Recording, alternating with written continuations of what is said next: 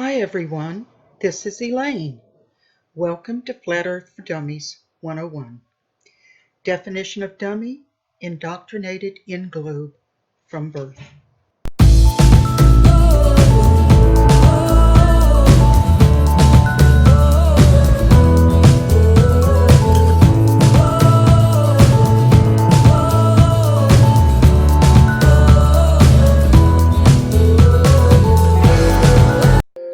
A spinning globe is only true in fairy tales. Only the truth will set you free. The lies were out to get me, to feast upon my brain. Freemasonic wormholes were to blame. Then I saw the way. Now I'm a flat earther. There is no curve, no globe in my mind. The earth is flat. We're the believers, don't eat the deceivers, those who lie. The Earth. Is it really just a big ball floating in space? Spinning on its axis at 1,000 miles per hour? Hurtling around the sun at 67,000 miles per hour? Whizzing through the Milky Way at a milk-curdling speed of over 500,000 miles per hour? And warp driving through the heaven at over 500 million miles per hour? And what about the sun?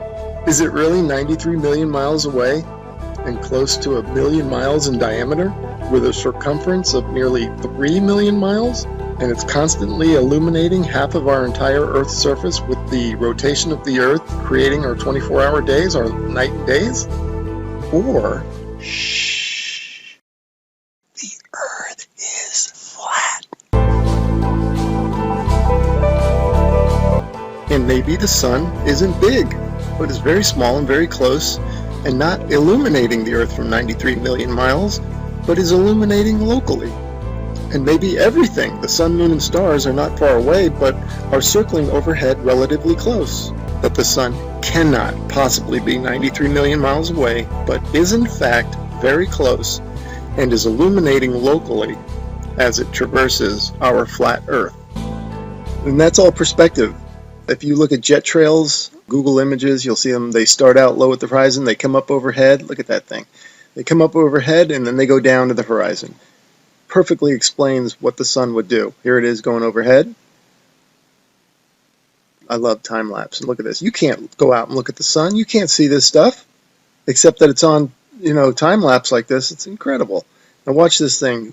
It's sweeping. The sun over flat Earth is doing a big circle, right? Look at this thing. See it sweeping to the right. It's like a lefty bowler. Just toss that down the alley, and there it goes, hooking into the pocket.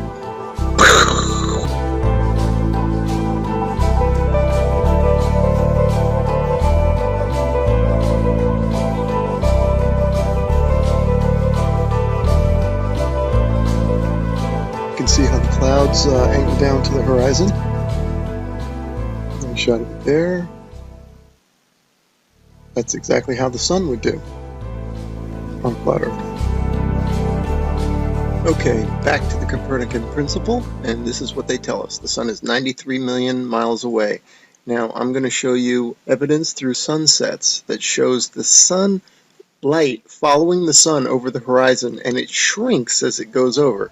Now there's no way it would do that if the sun is 93 million miles away. Okay, first I'm going to show you some footage from the ISS.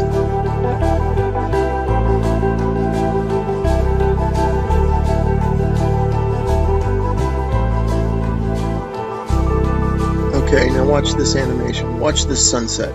Now this is exactly, if they came to me and said do an animation, this is how I would do it. If the sun were 93 million miles away. Just like that. Have the whole horizon fade evenly. But that's not what we see.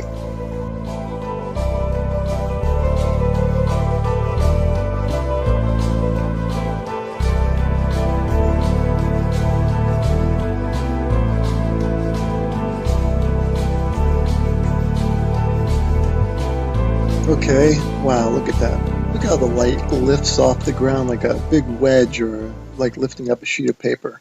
That's incredible footage. Definitely the light's following the sun, right? Okay, next I'm going to show you how a sun that is circling over the Earth. That creates the horizontal aspect of the sun. If you combine that with perspective, which creates the up and down of the sun, the rising and the setting, you get the 23.5 degree tilt that they talk about. It's nothing but perspective and a circling sun.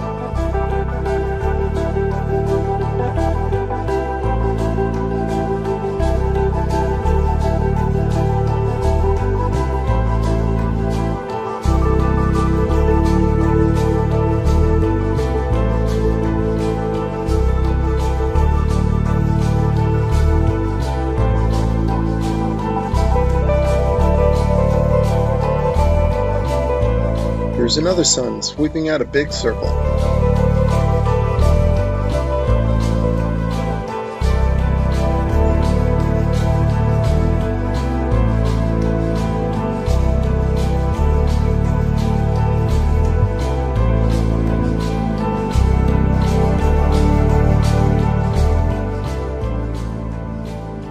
Okay, here's a phenomenon that you might be wondering, how in the heck do you explain this on a flat Earth? Well, this footage is taken from Alaska during the summer, and the sun does look like it's going up and down. The reason it's doing that is that this town in Alaska is not in the center of the sun's circular circuit. In other words, the sun is making a big circle, and the town is not in the center of that circle. So the sun will be closer and further from the viewer with the camera. That will cause it to go higher and lower, and also maybe even bigger and smaller.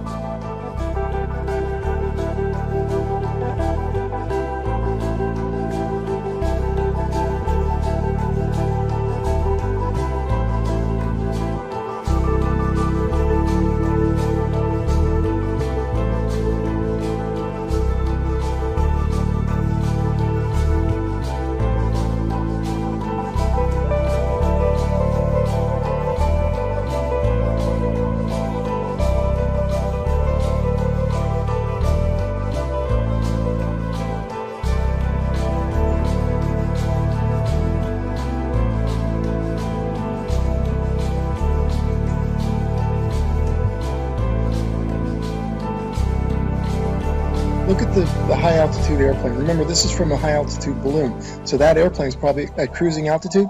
Notice how it looks like it's going up from the horizon. That's exactly how the sun will rise, because that plane is staying parallel to the ground. And now watch, it'll go down to the other horizon. All right, again, perspective, that's how the sun will set. And forget the big ball, that's just due to a GoPro camera. But see how the sun, that's the point of this. And then also, look at the size of the sun, man. Look at that thing. I mean, there's something to it to say that we're higher up our view and the sun looks bigger, and it looks like it's not as high in the sky as it does when we're on the ground. Something to that.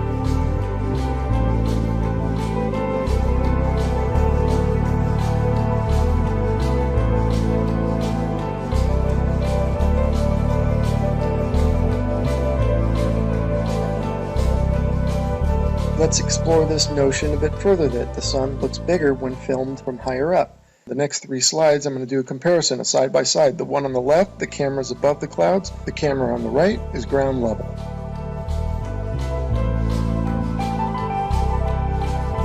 And the point for the side by side comparison from the ground level and the level above the clouds is that above the clouds we're only maybe a mile or so up, and if the sun appears to be closer to the camera, well, that means it's probably much closer, because if the sun were 93 million miles away, a mile closer wouldn't make any difference at all to its visual appearance.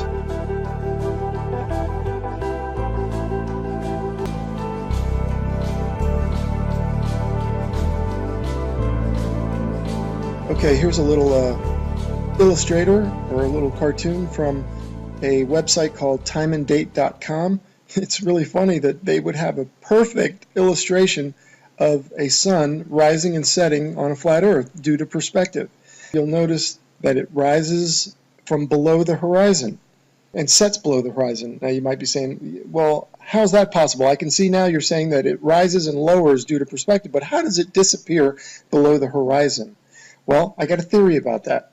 Because of the fact that all parallel lines and planes converge at your eye level horizon, this is according to the perspective, I'm not making this up.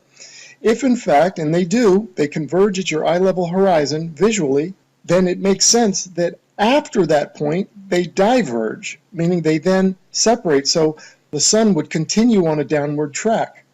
As you can see from my illustration here, the lines would go to your horizon, and then afterwards they would spread out and separate, kind of like a starburst, and the starburst being at your horizon, at your focal point.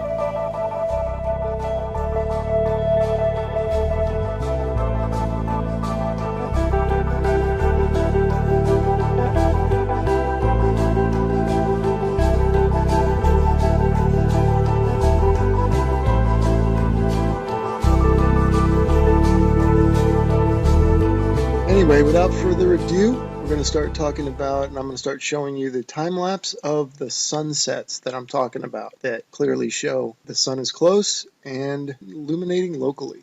Here we go. All right, and here are a couple of time-lapse sunsets, and just like the sunrises at the beginning of this video where you could see the sun coming at you, not maintaining any 93 million mile distance, here you can also see the sun moving away, and it's clearly not due to the rotation of the Earth and a sun that's maintaining 93 million miles away, but the sun is moving over the Earth and moving away from you.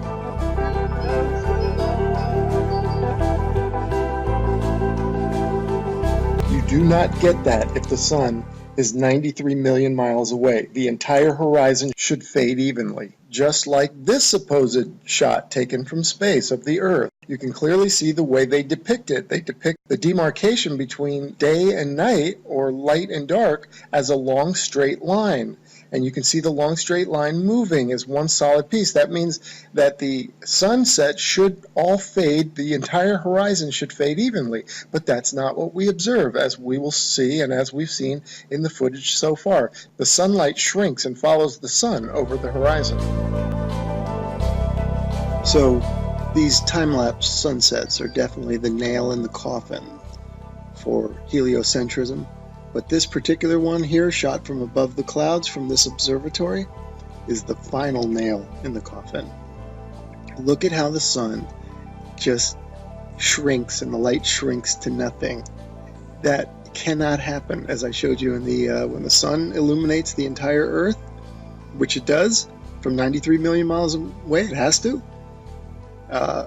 You don't get this isolated look at the sunlight trailing the sun.